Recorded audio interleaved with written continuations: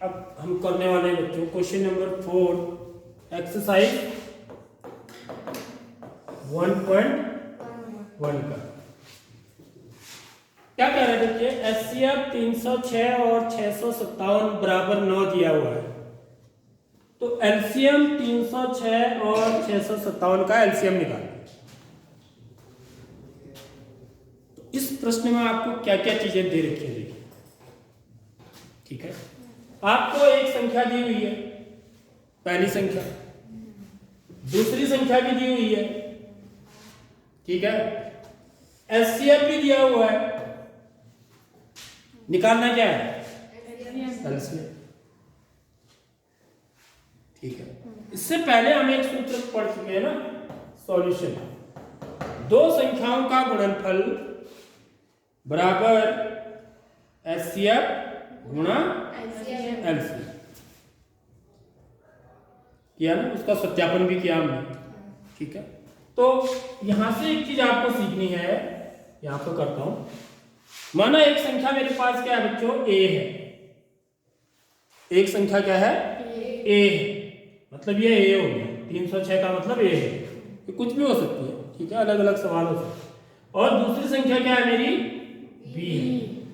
ये दो संख्याएं दी होंगी आपको, तीन भी हो सकती है, ठीक है। इनका जो गुणनफल होता है वो किसके बराबर होता है बच्चों, एचसीएफ AB गुणा एलसीएम AB, होता नहीं होता है, ये तो सीखा हमने।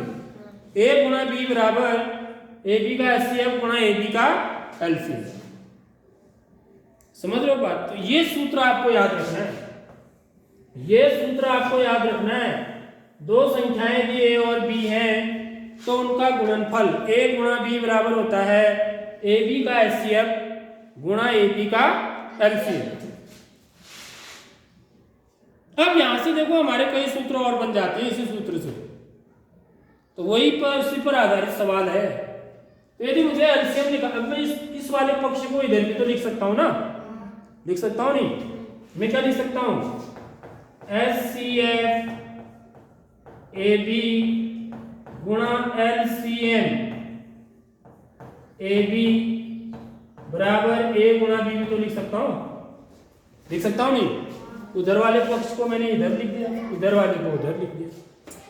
अब यहां से मुझे क्या निकालना है, माना एलसीएम निकालना है A और B का, तो मेरा सूत्र क्या बन जाएगा, ये एचसीएफ कहां चले जाएगा बच्चों, ये नीचे अंश में है तो ये यहाँ आर में चला जाएगा, समझ रहे हो बात। तो मेरा क्या बन जाएगा, सूत्र A गुणा B बराबर एचसीएफ A और, देखो ये सूत्र यहां पर लगने वाला है,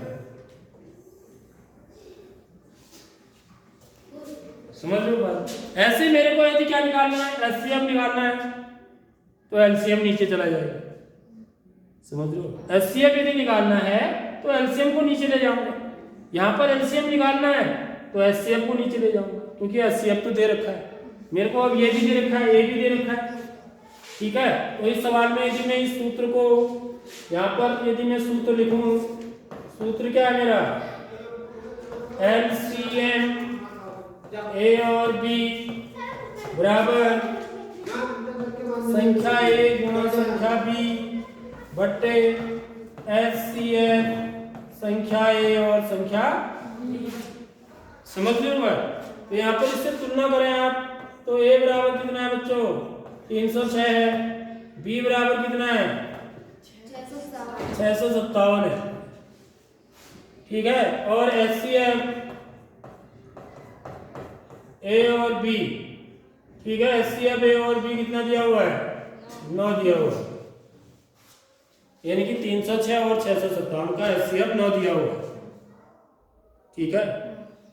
तो इसलिए मैं निकालूंगा एलसीएम किसका, 306 और 657 बराबर A गुणा B 306 गुणा 657 बटे 9। आगे बात समझ भाई, यही करना है। ये देखो क्या किया मैंने, इन दोनों को गुणा किया, 9 से भाग दी थी। सूत्र ये लगाया, एक संख्या गुणा दूसरी संख्या बराबर एचसीएफ गुणा एलसीएम, इसी से निकाला है। ठीक है, तो ये मेन सूत्र है, इसको याद रखना है। एक संख्या गुणा दूसरी संख्या बराबर एलसीएम गुणा एचसीएफ, उनका एलसीएम गुणा उनका एचसीएफ। अब देखिए 9 का भाग किस में जाएगा, 6 5 11, 11 और 8 7 18, दोनों में ही जा रहा है। 3 का भाग तो इन दोनों में जा रहा है। 9 का किस में जा रहा है, 9 दूनी 18, 9 3 27, इसमें जा रहा है। 9 एकम 9, 9 3 27, 28 29 30, ठीक है, कितना बना 36, 9 चौको 36। तो ये क्या आ गया मेरा 34 गुणा 657। अब 657 को 34 से गुणा करना पड़ेगा, ठीक है। तो 4 7 28 का 8 हासिल 2, 4 5 20 और 2 22 का 2 हासिल 2, 4 6 24 और 2 26। यहाँ नीचे 0, 3 7 21 का 1 हासिल 2, 5 15 और 2 17 का 7 हासिल 1, 3 6 18 और 1, ठीक है। गलत हो रहा है तो बता देना। 8 2 और 1 3, 7 और 6 13 का 3 हासिल 1, 9 और 1 10, 2 12 का 2 हासिल 1, 1 और 2।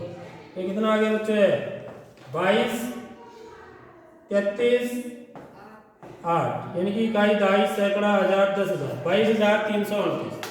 कितना आया है 22,338 जो होगा इनका एलसीएम होगा।